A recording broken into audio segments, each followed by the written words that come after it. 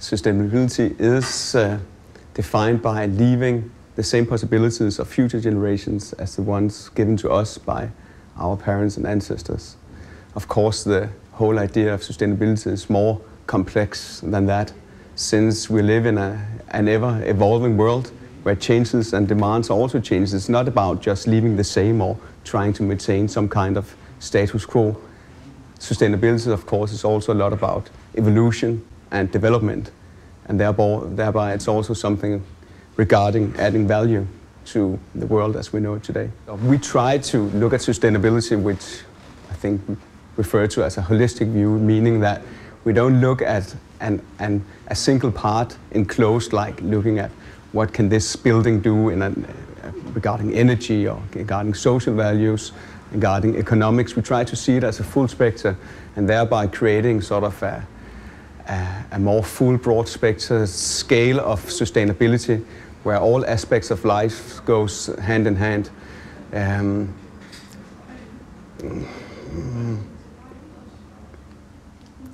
It's also, I mean, whenever we do architecture, we try very much to work with some kind of sense of place and trying to create an identity or context, or work with the city and the grain, the social aspects surrounding the building. We have a tendency to see with our buildings that we can create some kind of civic dignity or value, also using sustainability in a social manner, trying to raise up neighborhoods and to do regeneration with our buildings. So it's not only solely about CO2 reduction, which sustainability in the media has, of course, that fills up a big part. It goes all the way around also to create a place of dignity and social value for the people living in the neighborhoods. And even if it's a school or a private house or an office building, the whole spectrum should be looked upon from this holistic approach.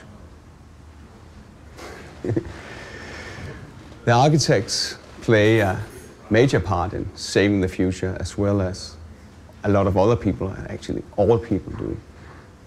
A friend of mine once said that an architect actually was the nearest link on playing God on earth.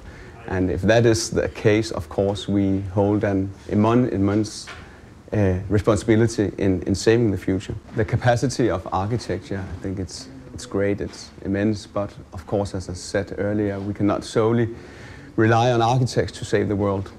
I think architects, they have a major task laying ahead of us to try to mold the roles of the legislators and the politicians, and trying to actually to make them listen to us and act on our knowledge regarding sustainable solutions. Because of course architects can only do so much, and we have a lot of good intentions, but I think when it comes to the end, it's very much put in the hand of the legislators, who of course in the coming climate summit in Copenhagen have a task far more significant maybe than the ones we as architects are willing to fulfill, because without the laws and regulations we are pretty lost, actually, we've shown over time. I mean, these new environmental certification is very much helpful in two ways. Of course, there's the intention of it actually to create some kind of system which made sustainability much more easy to understand and easy to read, because it is a very complex and very diverse subject to deal with. So by using these methods like the LEED system or the BREEAM system and so on and so forth, also we have our own Euro standards and Danish standards, it's a good way actually of making it much more visible for politicians, legislators and everyday people to understand if a building is sustainable or not. A lot of changes has occurred during this recent growth of public awareness on sustainability. And we as architects in our company also, of course, has felt this very much in the scope of work we are delivering right now. And a very obvious example is, for instance, that if you looked at this office 10 years ago, we were very much into building and building designs. Sustainable, yes, but it was very much solely based on singular buildings.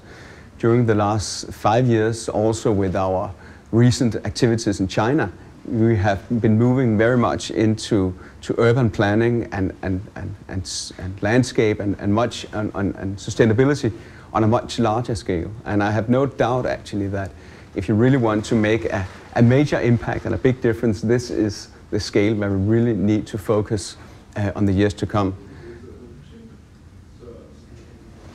I don't think that the sustainable house necessarily have to have a certain look or certain profile. There's no doubt that in these very early years of really sustainable thinking, there's been a tendency to see sustainability as being green, and thereby also trying to meet the demand of actually expressing in a very visual way sustainability.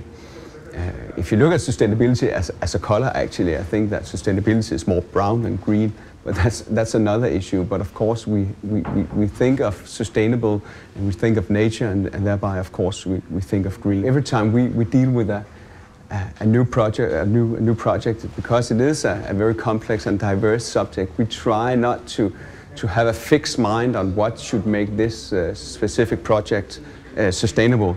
We start from scratch each time, and of course we look at our mainframe of ideas on what did we do the last time, is there anything we can compare, and then we try to fit this into the projects. Quite recently we did a major development in the city of Växjö in the center of Sweden, which from the beginning was very interesting, since Växjö is actually celebrated as the most green city in the entire Europe. And the reason it is that they already 20-30 years ago, before the rest of European communities start to really deal with sustainability, they decided that they wanted to be a totally carbon neutral community. So today all their heating and energy is based on biomass. And in the same period, they really developed a high and integrated means of public transportation.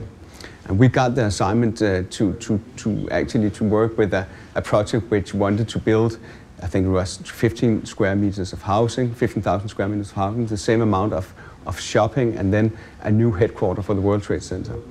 And our plan and our idea was actually to place this in the heart and the very center of the city, and thereby cutting down demands for public transportations, instead of keep spreading this city over the landscape and the nature areas surrounding the beautiful city of Växjö. I believe that the house of the future is based both upon ideology and technology.